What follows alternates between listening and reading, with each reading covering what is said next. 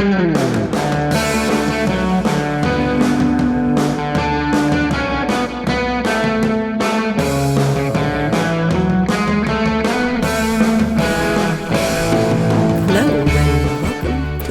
in Denmark podcast. I'm Cassandra Mellish. August in Denmark brings the first signs of fall. A crisp chill in the air, the changing color of the leaves, the annual posters warning drivers to be aware of small children riding their bikes to school for the very first time. And foreign university students in the local 7-Eleven asking that their buns be warmed up. I saw a newly arrived young American student in my local 7-Eleven this morning demanding that her newly purchased bun be warmed. The 7-Eleven clerk told her, sorry, but there were no bun-warming services available at that branch. Now, she wasn't too pleased, but it's always a mistake to expect US, UK, or Asian-level concepts of customer service in Denmark. In this egalitarian country, nobody serves anybody. And if they do, they're frequently grumpy about it. You and the store clerk are equals, and nobody's going to warm anybody's buns unless it was agreed to in the original deal. Now, while I didn't dare approach the angry American bun woman, I thought it would be useful to her and to others to list a few tips for arriving in Denmark at any time of year. You know, random things I wish people would have told me before I arrived. First of all, how should you pack for Denmark? Bring lots of basics: socks, undies, t-shirts, jeans, exercise clothes. These are going to be really expensive in Denmark. And plan to layer to keep warm. Jean jackets, leather jackets, and sweaters are great, and anything waterproof will come in handy. Bring scarves. In a country where most people's clothing style runs from black to navy blue, scarves are the main form of fashion expression for both women and men. Warm gloves and a hat are good too, but there's no need to pack like you're planning an Arctic expedition. Unless you plan on hiking in Sweden or Norway, you probably won't need a heavy parka. Now, the first thing you'll do after you arrive in Denmark is get a 10-digit CPR number, your own personal number in Denmark's Central Person Registry. The CPR is the basic unit of social control.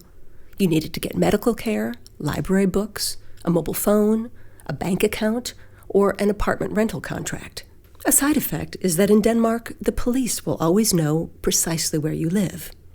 The first 6 numbers of the CPR are your birthday, making it pointless to lie about your age in Denmark. The last 4 are supposed to be kind of a secret. Of course, it's not really secret because you hand it out all the time to sign up for fitness centers and car rental contracts and other various services, but it's sort of a semi-secret.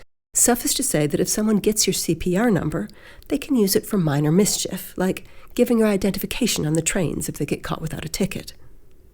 Now, you don't need a ticket to board most local trains and some buses, but you're expected to buy one anyway. And if the controllers do happen to turn up that day and find out you don't have precisely the ticket you need for the zone you're currently in, don't count on them to have any mercy for a cute or crying foreigner. They will take you off the mode of transport, take your name and CPR number, and you will get a big bill in the mail. And because everything's centralized in Denmark, the bill really does have to be paid. They will find you. In general, it's good to pay your bills as soon as you get them in Denmark. I know in some countries and cultures, people just treat the first bill as kind of a suggestion and wait to see if a second or third reminder will show up. That doesn't work in Denmark, where the second bill will come with a large fine added. If you don't pay your bills or your taxes, you get put into RKI, a central registry of people who don't pay their bills, and you'll find your financial life sharply restricted. You won't be able to get a phone, rent a place, or possibly even a job that will allow you to pay your overdue bills. So just pay all your bills on time if you can, and if you can't, get in touch with the people you owe money to and work out a payment plan.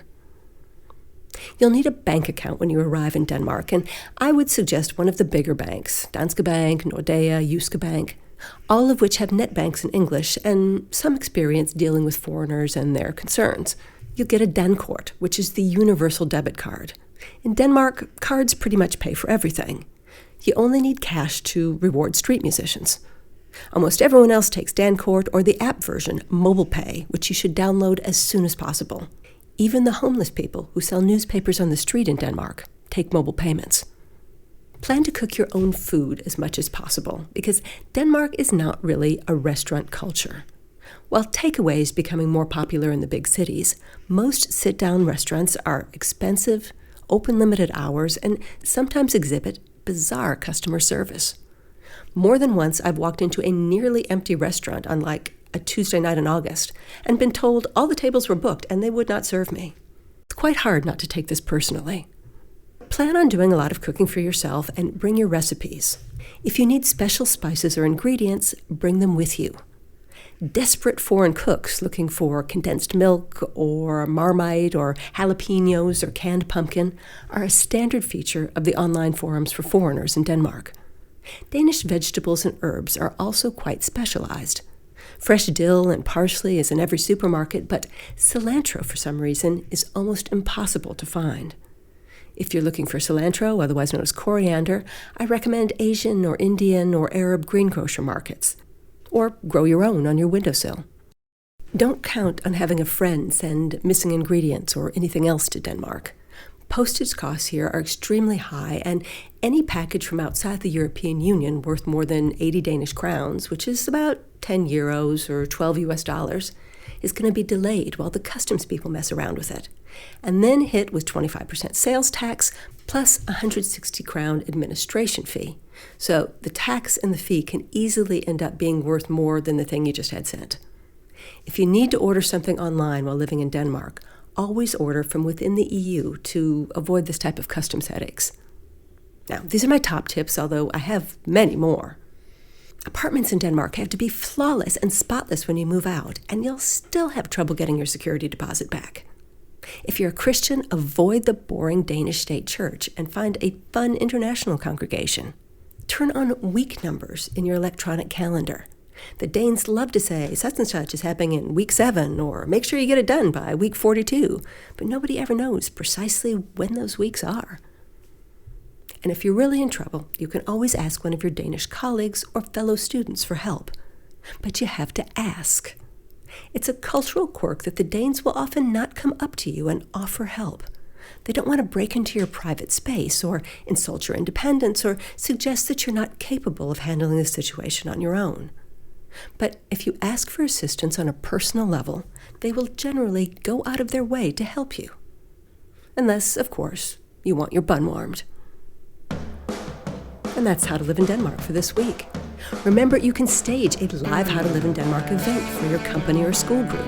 Check it out at events.howtoliveindenmark.com. Come leave a comment on our Facebook page, How to Live in Denmark, or follow us on Twitter at HowToLiveInDK. And you can find the How to Live in Denmark book at many bookstores in Denmark, including those on college campuses. Look at books.howtoliveindenmark.com for more information. See you next time.